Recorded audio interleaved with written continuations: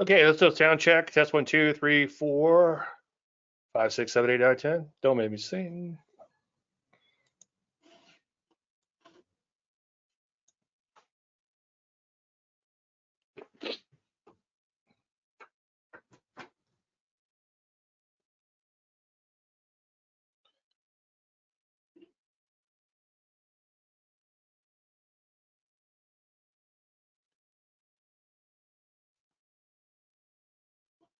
Test 1, 2, 3, 4.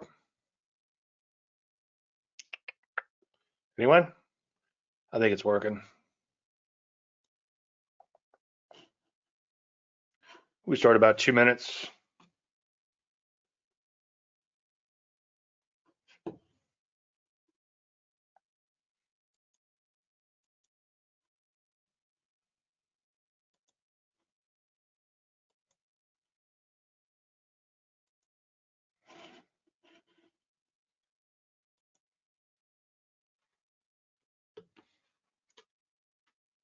All right, thank you, Jeff.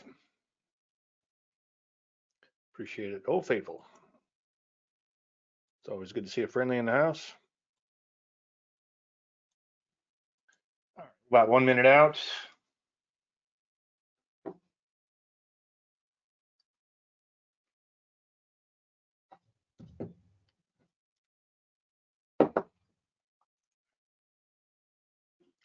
Thank you, Brian.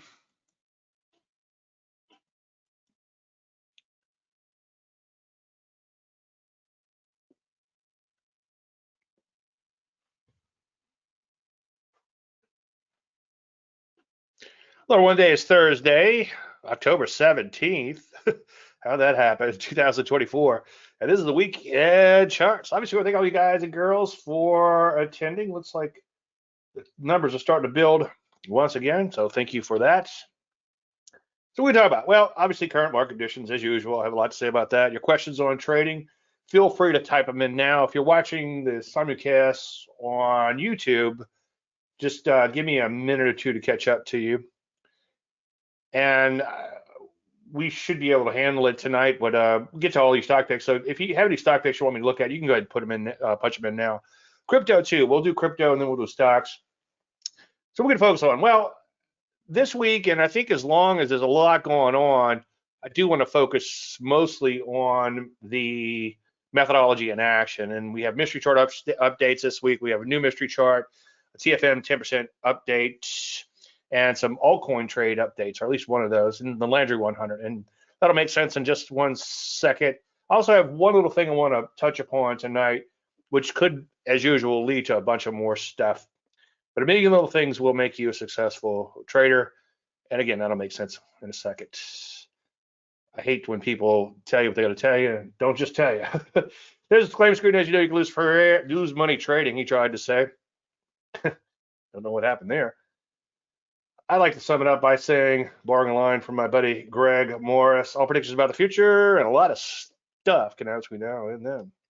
There's all my contact information. Again, feel free to do a screenshot. You can also reach me at davelandry.com. All right, let's talk about the mystery charts and the methodology and action. So we have a new mystery chart this week. This is a relatively new issue, aka an IPO. Notice that it began to take off nicely. It has a bigger picture cup and handle look to it. I usually don't like stocks at high level cup and handles, but this is an IPO. And the high level ones I don't like a lot just because you have a bit of a double top happening. Whereas if they're coming off of major lows, in this case it's all time lows and it's an IPO, so I actually like the pattern.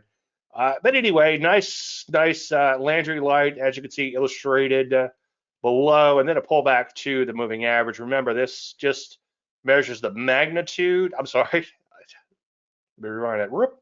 Remember, this just measures the number of bars of Landry light, not the magnitude. So right here, you can see quite a few bars were below that 30. What's the general rule we talk about almost every week? Never buy any stock that is trading below 30 EMA. You're welcome, or crypto for that matter. But anyway, Landry light goes to 0 the moment you intersect the moving average. In this case, using the 30 moving average, 30-day simple moving average. You can see I'm sorry, 30-day exponential moving average. I'm trying to multi-process. My apologies. Reading the questions. Anyway, nice little pullback to the moving average. Entry is here. Stop is down here. An additional profit target is up here. And I'll follow up with this one, obviously, in upcoming webinars. By the way, everything I show you, or at least I attempt to show you, that everything has been, I don't know what's wrong with my mouth tonight. Everything that I like to show you trade-wise is something that I've done. I've showed you before I actually did it. In the case of the mystery charts, those come straight from my trading service. You look at the archives at davelandry.com/archives. The crypto trades, sometimes I do them live in the webinar, which I did a few weeks back. If I see something I really like, I'll fire off a trade. And I've been, in more recent times, I've been posting them to the Facebook group, just so that there's no hindsight involved with any of this that I show. I mean, anybody could have 100 losing trades and one winner and show you the winner, like, see, look how easy it is. Anyway, this is CLOV. This is a former mystery chart. I'll go through it pretty quickly since we talked about it quite a bit. It was first recommended on August 28th, and those were the parameters there. And you can see you have nice Landry light, little kiss of the moving average, but that's okay because it held the moving average. And then it began to accelerate higher, and that's a pattern I call accelerating momentum strategy. And I have a lot of different variations of a pullback, but when you boil it all down, they're just pullbacks, right? And then a pullback to the moving average. You can see the Landry light goes from 20 something in here down to 0, again, because you intersect the moving average.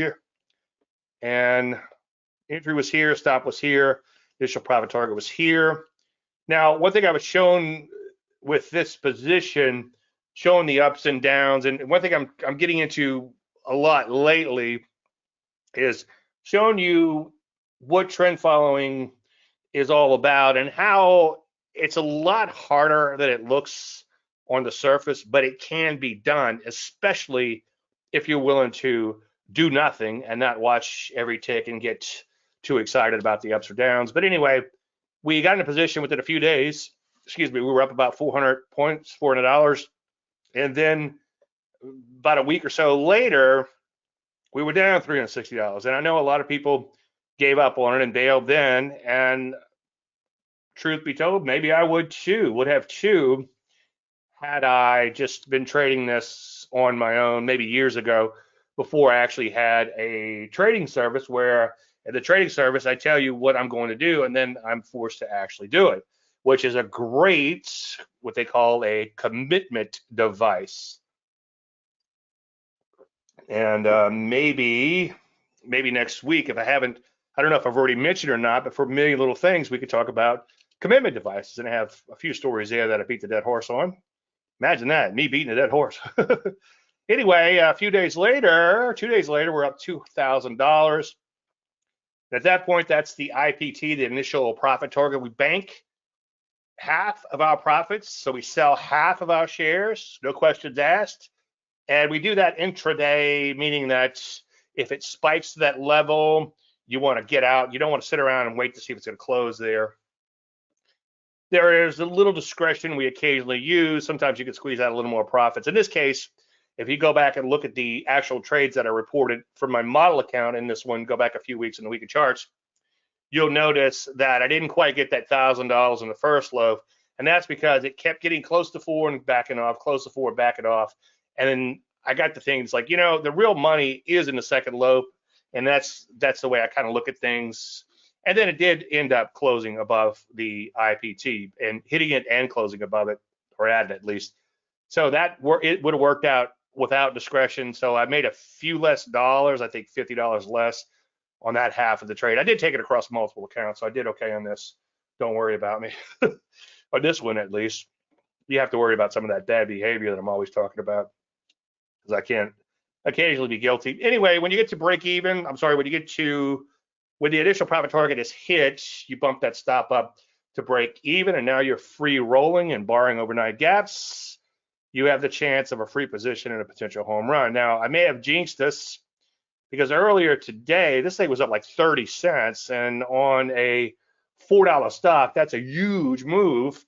So we were up 17.10, and remember, we already banked 1,000. This is on a hypothetical 100K account, although I do actually have, what is it, 1,000 shares left on whatever that little thing said earlier. You buy 2,000 shares in this particular case because it was a 1 point stop.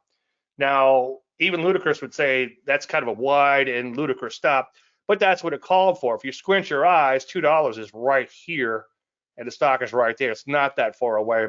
And as I've said quite a bit, people get really tripped up on high percentage stops.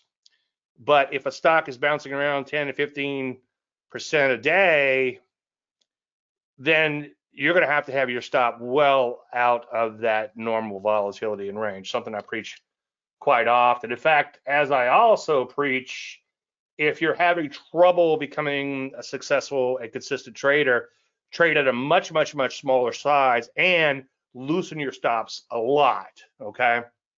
And then that way, eventually you'll catch some nice trends. And I'm going to show the importance of that. I kind of backed into something that I'm going to show you in a few minutes, the importance of catching that occasional home run and how trend following does eventually work, provided you don't give up in the meantime. But anyway, we're in longer term trend following mode on the second loaf. Remember the first loaf, okay, with 2,000 shares, buy them all at once. In this particular case, it might be 200 shares. In other cases, if it's a much wider stop or higher price issue, whatever the case may be. Anyway, it's all based on the stop. So I guess at a higher price issue, the stop could be farther away on a point basis, which would make the stop smaller. So let me just kind of close that loop on that by saying that. So if it's a higher price stock and it's a fairly volatile stock like I like to trade, then that stop will probably be like, let's say, like 10 points away. When a 10-point stop, you would only trade, I think, 200 shares if my math in my head is right on a trade like that. Whereas this case, we're only using 1 point stop, so that's 2,000 shares. And by the way, as I've said quite often, when you can get into these issues at a relatively low price. Now, this stock was a stock that was much higher than this, and it came down and bottomed out nicely. And kind of like the coal company that we rode forever. And I think Jeff's still in it. He's here tonight. We rode it up, and at one point we were up 500%. And the point gains on that and the dollar gains were huge because we got it around $5 a share, and it ran up like to 20, 30 bucks, whatever it was. So if you can catch a big winner, and I'm not saying you want to bottom fish, obviously you want to trade momentum like we're doing here, but this stock was at a relatively low level, and sometimes those can make some wonderful trades that last a long, long time. Let's hope. But anyway, we're in longer term, again, longer term trend following mode, and we begin to let that stop gradually loosen up to more of a longer term trend following type of methodology. Longer term trend following drawdowns are abysmal, and I'll show you an example of that in just 1 second. And your accuracy is going to be very low, but as you'll see in a second too, I said I wasn't going to tell you, I was going to tell you, just going to tell you. But again, the drawdowns are abysmal and accuracy is low, but one good trade can pay for it all. Spoiler alert. All right, here's a live crypto trade update. I had forgotten I made this trade a few weeks ago in the weekend charts, and there's the actual trade. Now, keep in mind with these shit coins, SHYT, I'm just trading at a small size, and I'm having a lot of fun with this. And the moment my size gets a lot bigger, it'll probably be a lot harder to trade. But I don't think you need to put a lot of money in crypto.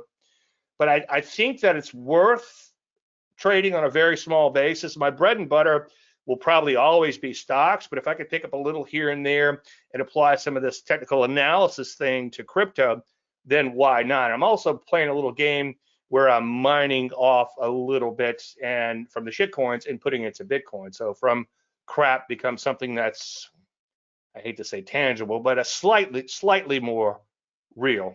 Anyway, the entry was here, and this is just a generic type of pullback type of pattern.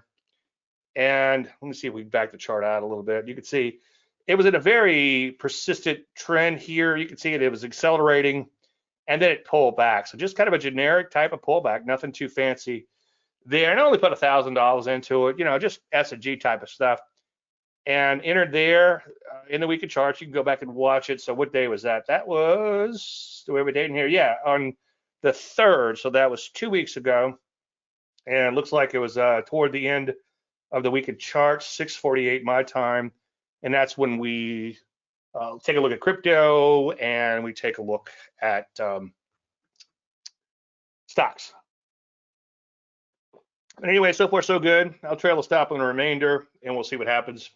And as I said a second ago, I mined off 25 bucks. I put in a little bit extra to allow for commissions too.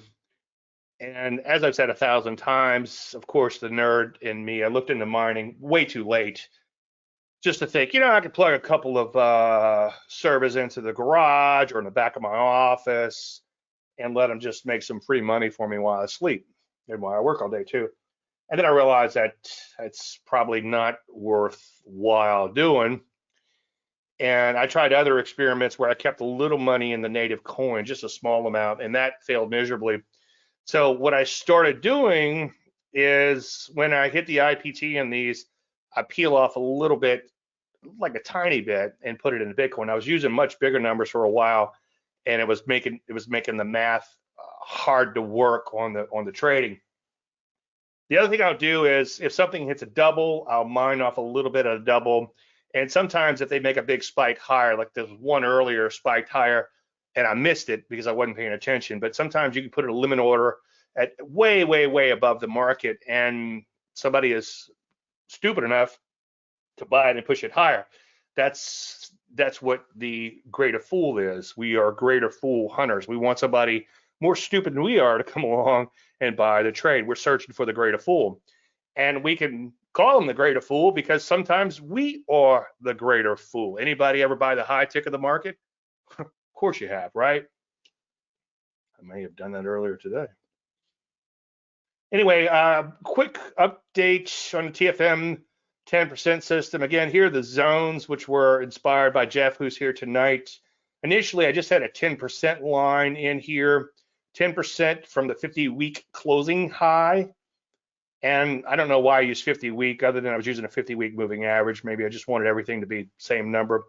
That's the rules to sell. The designer's intent, as I'll flesh out in just one second, was to get out of the way and hopefully avoid what Ian McAfee used to call the diaper change moments.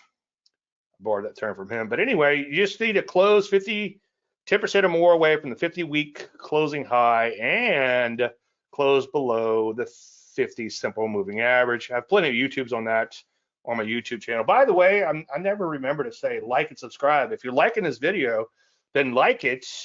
And if you don't like it, go have no fun somewhere else. Boy, I tell you, YouTube took away the don't like, and then you'll watch a video and be like, what? This sucks. It used to be like you'd see like 2 likes and 3,000 dislikes, and you're like, okay, I know that's probably some bad information. Anyway, that's the sell. Pretty simple rules, and you can see right there, close below 10%, the buy line, the 10% line, and below the 50-week moving average. The buys are a little bit more stringent. You have to close within 10% of the 50-week closing high and have 2 bars of Landry light. It means lows greater than the moving average. Bar 1, bar 2. So this was the last buy there. And knock on wood, so far so good. It's been a pretty good run. The sell would be a close below that 10% line, or the 10% away from the 50-week closing high, and below the moving average again. Said I wouldn't get into it, but I did anyway. One thing I've been watching lately is the zones are now moving nicely higher. So you have to make a new 52-week closing high for the zones to move higher.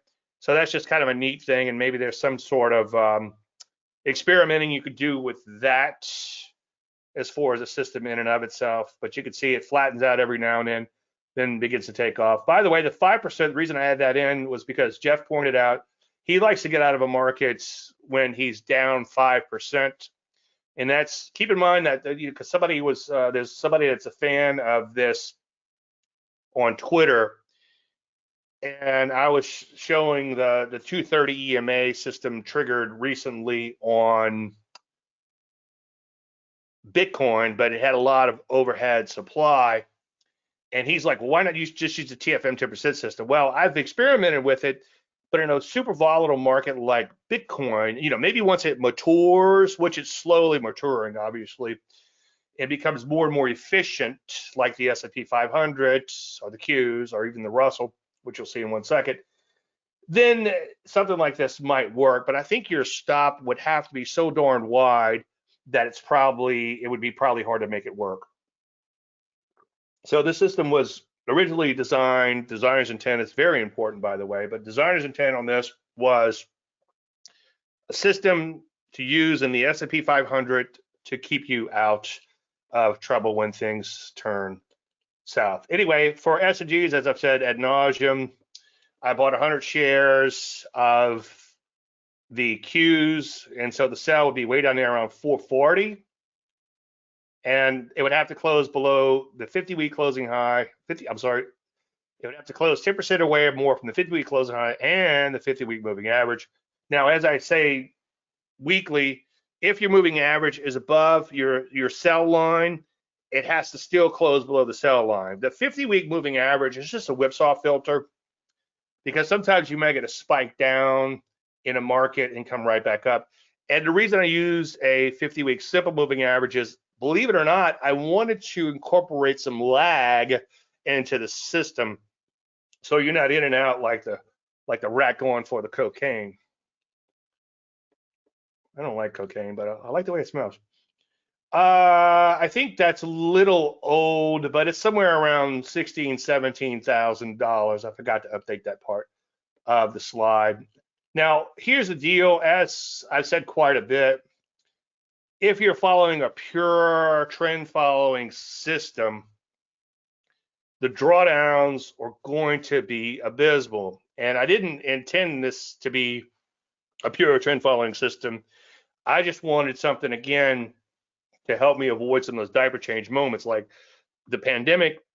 The market completely ignored the pandemic, and then all of a sudden the market's like, oh shit, we better get out, So all of a sudden everybody started dogpiling, running for the exit. Dogpile's the worst. That's not the right metaphor, but running for the exit at the same time, and the system triggered a sell. By the way, I'm just noticing this, but notice that we almost went below this 10% level here.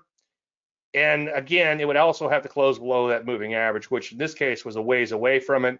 But notice that the moving average has caught up to the sell line, or I call it the sell line, the buy line, the 10% line. Okay. And what's interesting, I was just thinking about this right before I went live.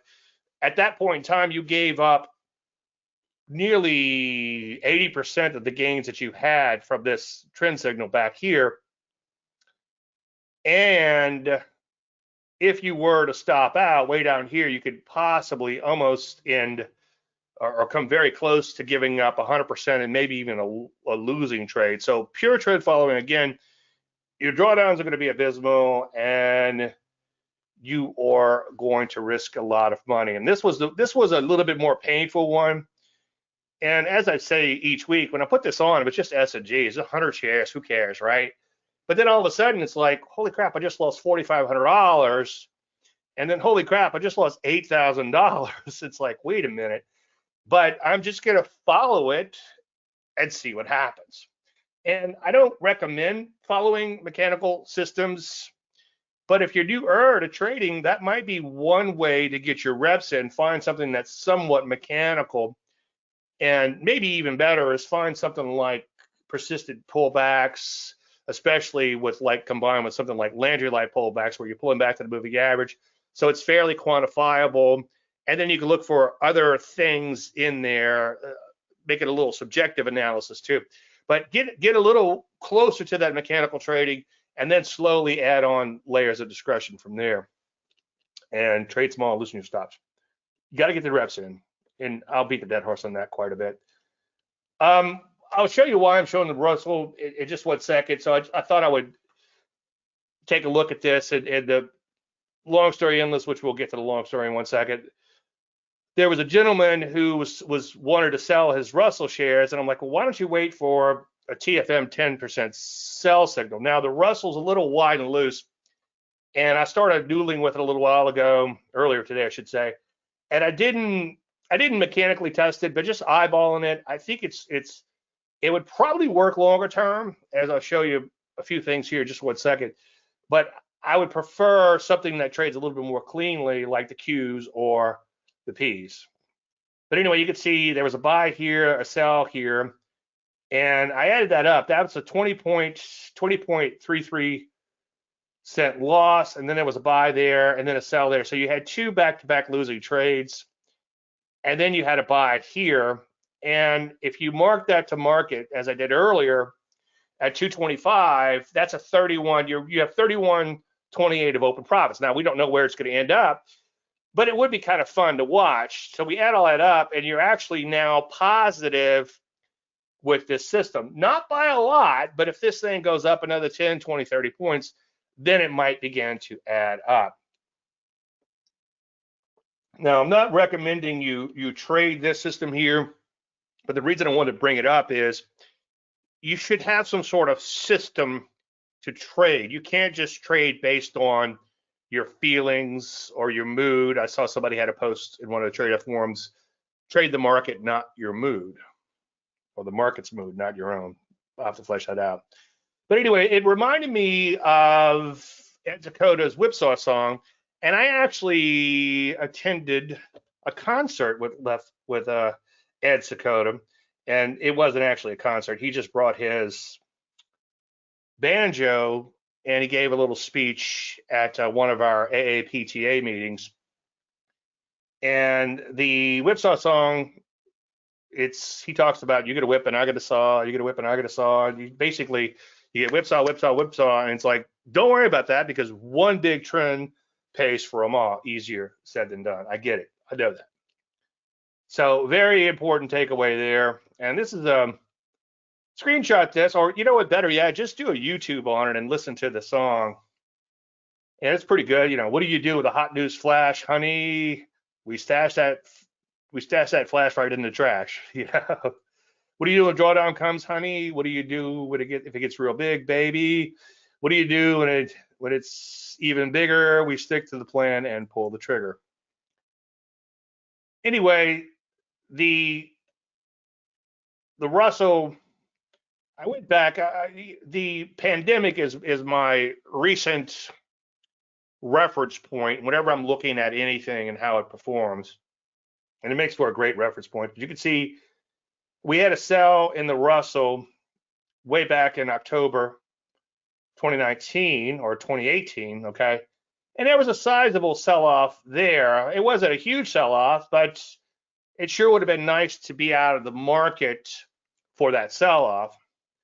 And then there was a buy here and a sell there. So that was another whipsaw. But the designer's intent for this was to avoid the diaper change moment. So look what happened next. The Russell imploded 35% over a very short period of time. And the S&P had a very similar type of move. Arthur, I got you set up. So we'll take a look at those in 1 second. So the designer's intent was to be able to sleep at night when the whole world starts to come unglued. And so far, knock on wood, this system, since it's been live and then going back 100 years in historical testing, has gotten you out of every bear market before it started, or kept you out of every bear market going all the way back to the early 1900s. But you can see you avoid that haircut there, and then you catch a nice move higher here, okay? So that's a 33% move higher. So you avoided a 35% haircut. I feel like the lawyer and my cousin Vinny. But anyway, you avoided a 35% haircut and you gained 33%. Now, if you do the math, and I can't really do it in my head, but I'm guessing that a 35% loss takes probably 50 or 60% to make that up. So by avoiding those big losses, now it did come back in this particular case. So you can be, well, David came back. Well, I can promise you it doesn't always come back. And I do remember in, 2008, the S&P 500 was making like 13-year lows. Okay, so let's say you had a toddler and you just got around to start saving for his college when he was a few years old, and then all of a sudden it's time for junior to go to college. Well, the market's lower than it was when you put the money in. Well, all the financial guys tell you, just put your money in the market. You're in for the long term. That's college savings. And a lot of the times they're right. And they could be right for 20, 30 years. And that's why a lot of these guys have pretty good careers. But eventually, buy and hold will catch up to you. That's one of the things I can guarantee. But Dave, aren't you buying and hold the Bitcoin? Well, that's just small nickel and dime stuff. If that turns into six figures, then yeah, I'll throw some money management in there. But I'm not really. That's just S&Gs for now.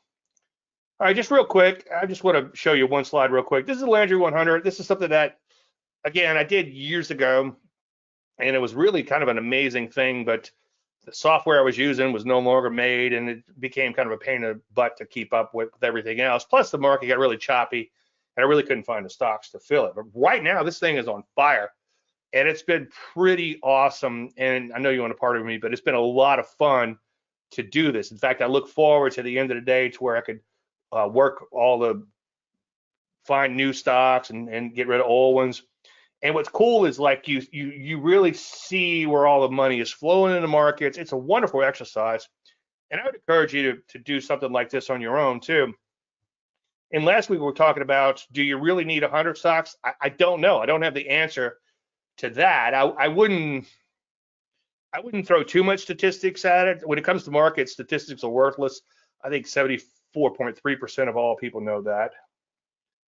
Anyway, so the point being made here is all were bought at brand new highs. Now, again, you don't just want to rush out and buy a market making new highs, but if you buy enough of a market making new highs, in this case it's 100 stocks, then your chances of catching some big winners can work out really, really, really nicely. So you've got 119% here, and that was put on into August. This one here, we're looking at 70%, and it was middle of August here, middle of July. I'm sorry, end of July, middle of August. So you can see all these were put on in August. There's one from June. I only go back till the end of May, if memory serves. End of May, early June is when I started this up again. But anyway, it's a cool thing to do. And here's my magic formula to run this list. There it is. That's the whole formula. Close minus the max close for 252 days. That's trading days, which is roughly 1 year's worth of trading. And in order to make this list, this formula has to equal 1. Okay, so it means it's at a new closing high. Now, I do sort this list by historical volatility, which is a formula I can give you. And I pick the ones that are a little bit higher in volatility. Start with the high volatility ones, and then I work my way down. And usually I like to find stocks that are well above 30 or so. But keep in mind, that's gonna ebb and flow as the market changes. At $2, it's like buying an indefinite call option. Yeah, so I hear you, Brian, and you got to be careful with that kind of thinking, but I hear you, okay? So what Brian is saying is, let's say a stock's at low levels, and I'd encourage you not to bottom fish, okay? But if a stock is at low levels and you've got a nice technical analysis type of setup, a nice little setup, you could buy it and sit on it, and you could, like Brian saying, a $2 stock. Well, I'm just going to use a $2 stop. Yeah. It'd be like buying an option that never expires. And I know there's danger in that, but I hear you. But just make sure you have some sort of setup. I'm getting pop-ups over here. I don't know what's happening. Okay, Arthur, we'll get to you setups in just a minute as we get to the charts. Now, one thing I did think about as I'm going live, this 252 number. If conditions begin to worsen, I might drop that down as low as like 90 days. The only thing I'm not getting, and I realize that with this Landry 100 ran off of new closing highs for 52 weeks, is I'm not really picking up the stocks at lower levels. But I had recently started adding in a few IPOs, and that's been a lot of fun too, because some of these guys take off. Now, one thing I did want to show you a second ago, and we talked about this last week with this HROW, it had a similar pattern. But I think we got in like right here, and you can see this thing just drifted down for a week or two. In some cases, you buy that, it's like you buy here, it immediately goes through a sharp correction. Now, other times, the next day, it's up another 20 or 30% or something crazy. But yeah, a lot of times you buy, so to speak, in this list. And I'm not actually trading this, although every morning I wake up thinking about how can I make this work longer term. And maybe when I'm retired or something, this might be the portfolio. I'll just run the Landry 100. Anyway, let me check in on YouTube real quick. Okay, let's take a look at.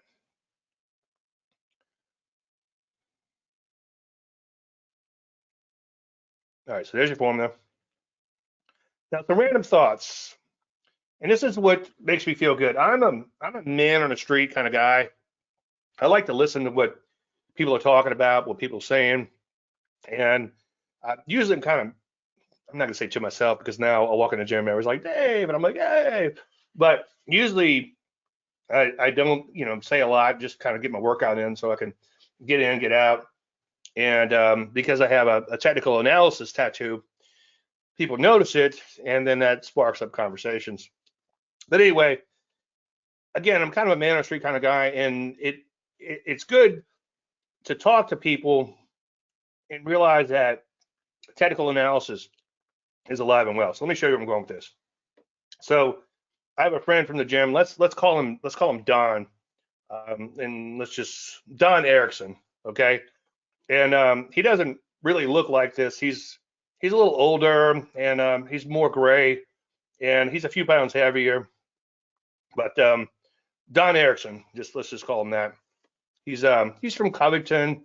He lives on 115 Smith Lane. You go downtown Covington, right off Columbia Street, this little subdivision over there. But anyway, this is hypothetical Don, right? But anyway, he told me that he was in the Russell 2000, and a few months back he said he's going to get out of break even. And every day I go to the gym when it begins to rally, he starts talking about it, and we sell off. He's like, oh, it's selling off. And I told him, and he's familiar with the TFM 10% system because he watched a little bit of my stuff. And I told him, look, don't look to get out at break even. You don't want to sell as it's going up. Sell when it's going down, okay, to get your capital out of harm's way. But as long as it's going up, stick with it. And he told me a couple of weeks back, he goes, I was finally at break even a couple of weeks ago. I could tell by the way he was telling me that he was kind of like, damn, I should have sold while I had the chance. Now, the reason I'm saying technical analysis is alive and well is that's how a double top works in markets, okay? People looking to sell at break even. Livermore talks a lot about how people sell stocks. People in general, and I tripped up on this a few weeks ago, but people in general don't sell stocks when they're dropping. They sell them on the way up. And that kind of dovetails in with the hope and the fear type of things. The novice, the non-trader type, tends to flip hope and fear. They hope that they fear that their position is their profits are going to evaporate, and then they hope their loss doesn't get any bigger, and that creates kind of a inversion or the opposite, so to speak, of what you should do. You should be a good little trend following moron and follow that trend higher, as opposed to looking to get out at break even. Trading for break even is not a good strategy. Anyway, so I'm guessing that was right around that time. Like I said, a few weeks ago, he told me he was finally back to break even, and then he was saying this with regret. It was break even a few weeks before he was telling me. But anyway, so he told me on the 14th, a couple of days ago. I think it was actually on the 15th. It was Tuesday. He said, he goes, I got out of Russell at break even. And he was kind of proud of himself. And I'm like, why did you do that? Now, the old me used to sort of coddle people and say, oh, okay, well, whatever. And the new me, because I get sick of people hounding me for what to do, so I just tell them it's like, don't sell on the way up, okay? Sell on the way down, but don't sell on the way up. So him selling this has nothing to do with the actual market. If you think about it, it has nothing to do with the PE, whatever that is, of the Russell 2000 stocks. It has nothing to do with the situation in Nigeria. I was going to say the situation in Israel, but the situation in Nigeria is even more important, right? So this just tells me technical analysis is alive and well. Why did he sell? He sold because he got at a break even, because he bought in at a high level, and he kind of felt like, boy, I'll never do that again. Well, the problem with that is, if that's your strategy, is one, you'll never make any money, and two, you might even have this thing drop and drop and drop and drop and drop, and 10 years from now, when it's 50% lower, and you're probably like, oh, Dave, an index will never do that. Yes, it will. The S&P, as I just said, made 13-year lows. I think it was in 2008, and believe it or not, and people will argue with me over this, and I just no longer bring it up. If I'm at a cocktail party, I'd rather just have a drink and be left alone as far as the markets are concerned. But I'll tell them things like, the market could go 25 years or more without making a new high, and people do not believe me. Now, I did see someone a while back said the market has never gone 30 years without making a new high. It's like, okay, well, you got me there. And by the way, as Greg Morris points out, the buy and hold metrics are based on an 81-year time horizon. And as Sweet Brown says, ain't nobody got time for that. Anyway, so that was not Don Erickson. I just made up his name, but so Don sold out. So I'm gonna beat up Don whenever I see him. Brian says that break even, you can make it up in volume. Yeah. Sell everything for a loss and make it up in volume. All right. Lately, been doing series, a million little things. We're getting ready to jump into markets. We have plenty of time tonight, so I just have one little thing I wanted to cover today. I found some old notes, and then I actually found a complete presentation on cognitive bias that I'd like to get into. Maybe over the next couple of weeks, I'll redo that. I was looking through my old presentations, and one of them said cognitive bias, pretty good. It's like, well, that sounds like a pretty good presentation. That's where I grabbed one of these slides from. But anyway, the premise of this series, or whatever you want to call it, is that everyone thinks, present company included, that a switch is going to flip, or like you snap and all of a sudden you're a trader. Okay. But the reality is it doesn't work that way. It's a million little things that will make you a successful trader. And it's a million little things that will keep you a successful trader. Very hard not to become the definition of the insanity, doing the same thing over and over, expecting a different outcome. And as I often say, and Livermore said it long before me, is that a trader sometimes makes mistakes and knows he is making them. I've done complete presentations just on that. Anyway, without further ado, this week, million little things, number 608,153, subordinate thy will. Roy Longstreet wrote a little book, and it's called, let's see, I didn't realize this. It's called Viewpoints of a Commodity Trader. And I gave away my copy. I didn't realize it was a rare copy. And I didn't give it away because I didn't like it. I was just going to buy me another copy. And then I went to try to find a new copy. And that's before it was in paperback. And what do you guys think? It was Mike Peterson sent me a paperback copy of it because I bitched about it so much in the webinars because I was stupid to give it away. But it's a great little book, and again, you can get it in paperback. It's a lot cheaper in paperback. If you can find the original version, that'd be awesome, right? But it's the Viewpoints of a Commodity Trader, and he said the deepest secret for the trader is his ability to subordinate his own will to the will of the market. Now, there's different ways of looking at that, and that's where it dovetails in with the cognitive biases. Okay, it's like Don, for instance, is coming at the market from the angle of he just wants to get to break even, as opposed to coming at it from, hey, this thing's making new highs. I'm finally making some money. I'm going to hang on to it because that's what the market's will seems to be. Or on the flip side, you think a market should be going higher and then it keeps going down and you've got to stop in place, or you pull that stop thinking that, well, maybe it'll stop going down. I don't want it to go any further. Well, who wants to lose money? Nobody.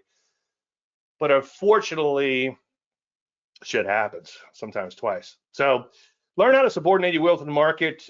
Read Roy Longstreet, again, Viewpoints of a Commodity Trade. If you go to my website and go to davelandry.com/books-2-read, I have all of these books listed there. All right, let's shift gear and get into crypto, and then we'll get to thank you for waiting patiently on your stocks. And then Brian's asking a question about ASML. We'll take a look at that too. Okay, let's get over here to crypto. And then we'll hop into the stocks. Okay, so here's that arrow. You know what these guys do? I have no idea. I don't care, okay? Here's Bitcoin. Now, Bitcoin has been improving. You see you have bar 1, bar 2. That's a 230 EMA system. I wouldn't recommend you trade that system mechanically, especially when you have like a ton of overhead resistance, even though this trade would have worked.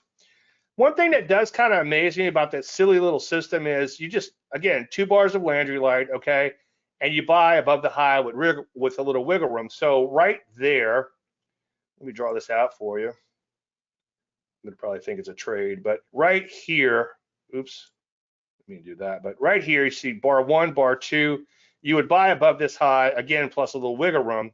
What amazes me is often a market will oscillate around that 30 EMA and you'll never get a trade. So, and then again, the 30 EMA, as I say ad nauseum, can often keep you out of a lot of trouble.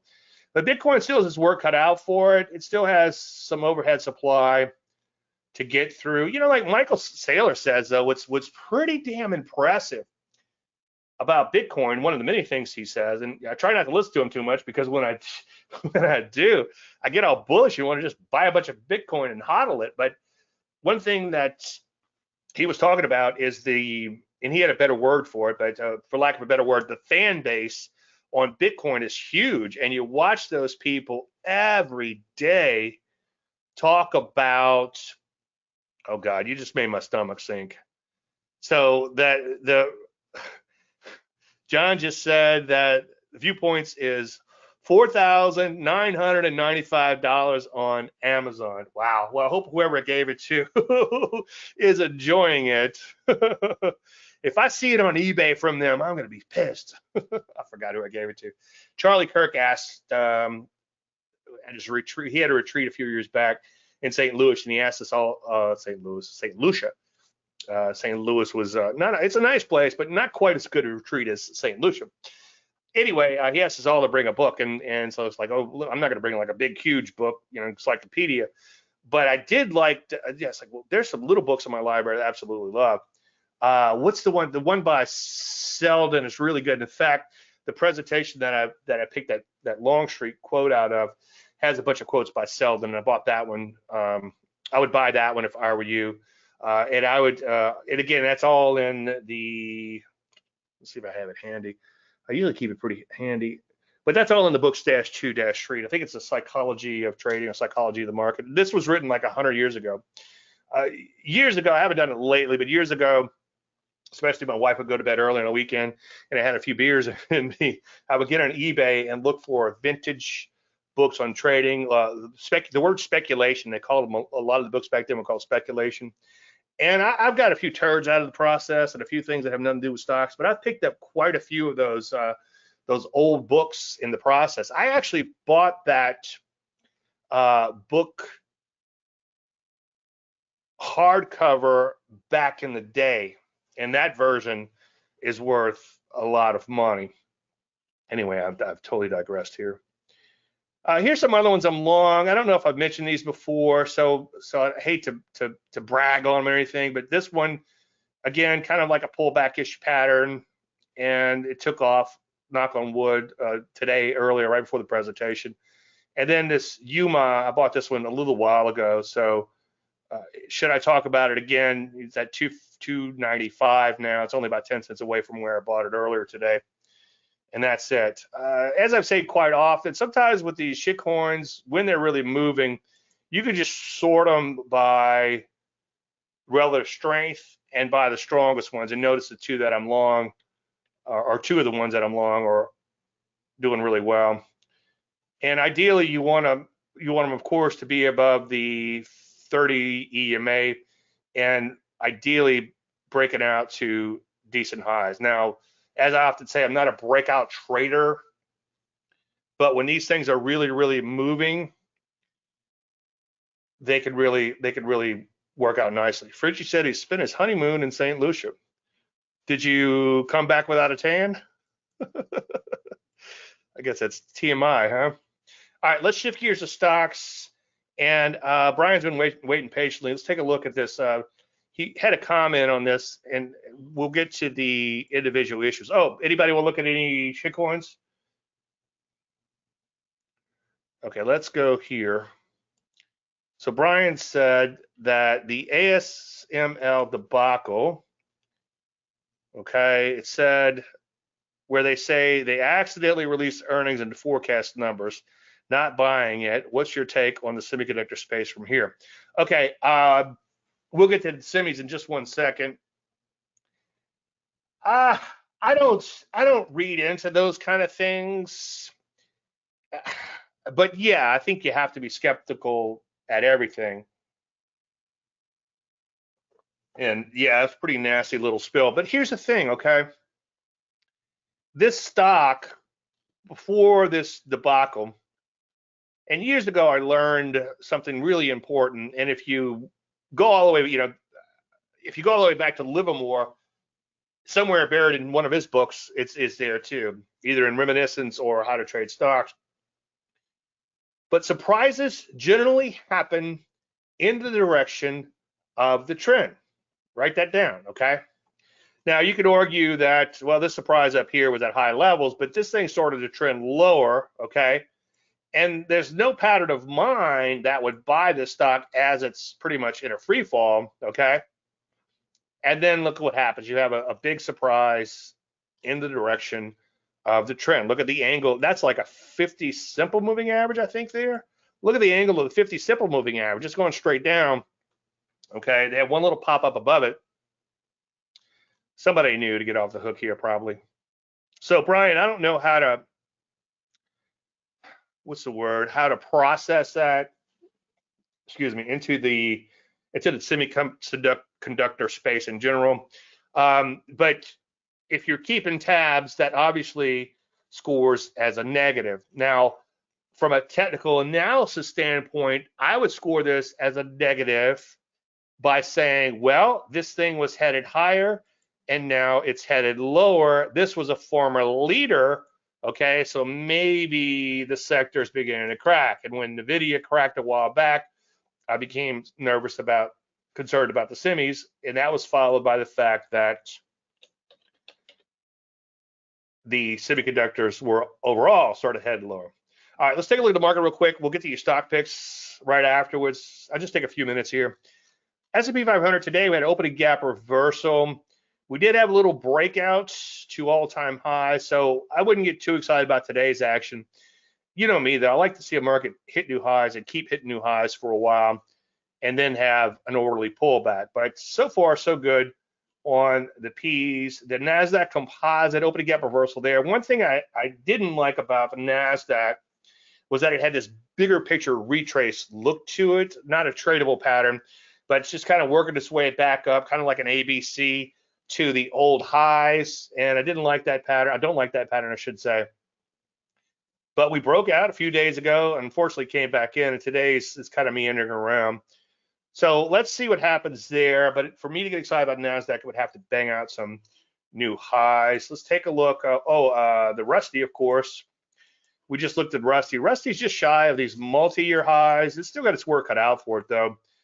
But if we could ever break out, I know it's a big if, but if we could ever break out the brand new highs, simply because everybody is dumping on the Rusty, Don, Erickson included, okay, that if we could clear through that supply, this thing could be off to the races.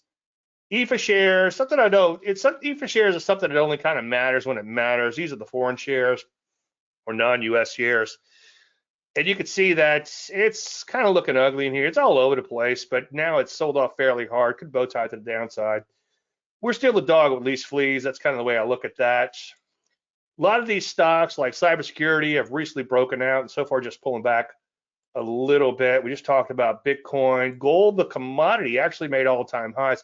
What's interesting is gold stocks tend to be choppy because they're based on the underlying commodity. The underlying commodities tend to be choppy as a general statement. They can trend nicely, don't get me wrong, but they often chop around, which makes them difficult to trade, difficult to trend follow. But every now and then, if you hit it just right, like the turtles did, they hit it just right, they absolutely printed money.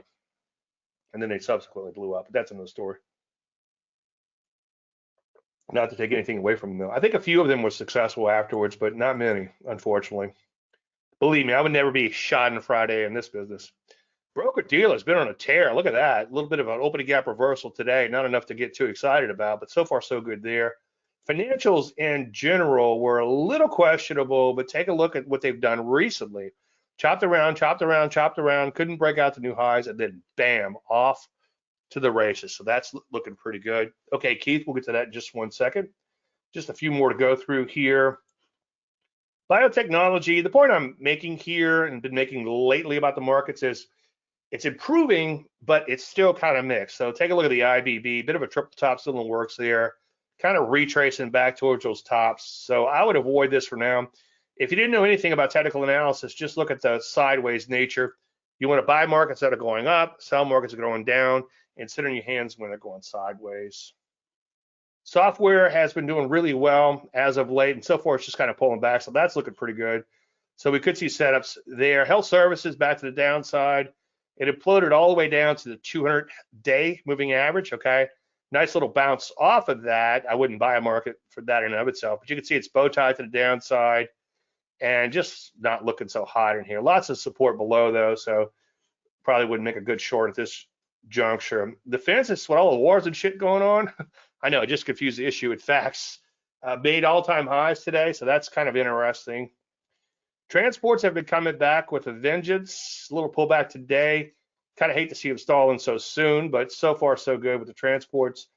Banks banging out new highs with a little bit of vigor, so that's good to see. Follow through, as usual, will be key. Insurance also banging out new highs. Lithium, take a look at lithium. Lithium is just zoomed higher, and now it's at this deep retrace. I wouldn't rush out and buy it, but it looks like it's trying to make a turnaround. It's going to have some overhead supply along the way. As the stocks also have a lot of overhead supply. Oh, I don't know if I mentioned it earlier. Gold stocks based on the underlying commodity tend to be choppy, but the underlying commodity is actually trading more cleanly than gold is now. So it's kind of a mixed bag within the gold stocks, but they do remain in a choppy uptrend. I've seen a few stocks here that look like shorts, but I'm also seeing a few that look like potential longs. But the gold stocks can be a little tricky. You kind of have to be a little bit less picky with the methodology, with the persistency and acceleration and the gaps and all these things we look for in our favor, these trend qualifiers, as I call them. You have to be a little bit more lenient when it comes to something like the semiconductors. Major drugs back to the downside, not so hot. You can see big sell-off, little support below, but that's not enough to get excited about, right? So far, just kind of pulling back, bow tie to the downside. So that's looking kind of ugly. That was major drugs. There now, here's the semiconductors that Brian was asking about. And here's the way I look at it. They have a big picture. Semiconductors that just haven't been the place to be, okay, for a while. Now, they were the prior leaders, as you can see. As a general statement, the prior leaders won't become the future leaders, as I've said 1,000 times before. I think it was 2008 or whenever that energy prices went sky high, and I went to an award. I was in Italy speaking, and there was an award ceremony, and they got all these guys got up that ran energy funds, and they accepted a little award, and then they gave long, flowery accepted speeches. Thank everybody in the world. And Bollinger was at the table, and I'm like, John, I guarantee you not one of these guys will be here next year. And of course, what happened? Oil ran toward $200 and then crashed. So those energy funds, I'm guessing, didn't do well. And I would never be Schadenfreude, but the prior leaders usually don't become future leaders. By the way, uranium waking up in here, and I don't play themes unless the database tells me to play themes. So right now I'm starting to pay attention to lithium. It's like lithium has been dead forever in spite of everybody pumping it, right? Because Elon Musk said, hey, you should get in the lithium business or whatever. And they're quoting him, and they're trying to sell you something in lithium, like the gold guys are always trying to sell you gold. Anyway, but uranium is waking up. I don't want to play themes again unless the charts tell me to play themes. But there seems to be this renewed interest in nuclear. I heard where, I don't know if it was Microsoft or somebody or Google or somebody bought an old nuclear power plant, and they're going to use it to power their AI. So that's the craziness that we're getting into, that we've got all this Bitcoin out there, Bitcoin mining, which just sucks up the power. And now AI is going to be like Bitcoin on steroids, like times a million as far as the power requirements for it. So again, you got to be really careful with those themes. We traded NNE. It was one of our biggest winners. It was like grand opening, grand closing, unfortunately. We got in it back here on this pullback, and this thing just blasted higher. And again, every time I look at it, it makes me sick. I wish if it had options, I could have played this thing beautifully, right? But it didn't, you know. Well, what would the world be without hypothetical questions, said Mr. Wright. But yeah, I think keep an eye on uranium, keep an eye on lithium. Some of these older areas that were leading, like real estate, are beginning to lose a little steam. It looks okay, okay? Nice uptrend so far, kind of rallying on the pullback. Looks okay, but it seems like new areas are beginning to emerge. Financials, banks, insurance, kind of boring on a couple of those.